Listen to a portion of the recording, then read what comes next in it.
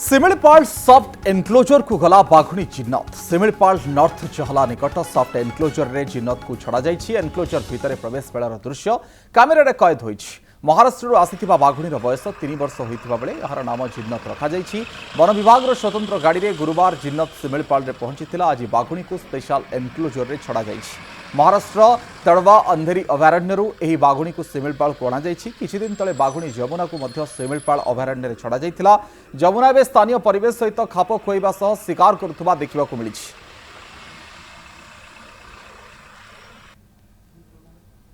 बाघ सिमिलपाड़ को दुईटा बाघुणी आसबार थिला। अलरेडी आगुरु जनक आमर पोरिया रखाई पुणी काली बाघुणी आमर डिब्रुगढ़ रखार अच्छे सतकोशिया रखार अच्छे जो जो जगार रहार उचित परिवेश अच्छी जलवायु अच्छी से जगह रखा आउ 3टा बाघ आसबार अच्छे जोटा फास्ट कहला निश्चित भाव में तदंत कराई इनक्वारी कराई से अनुसार वन विभाग प्रयास जारी रखी।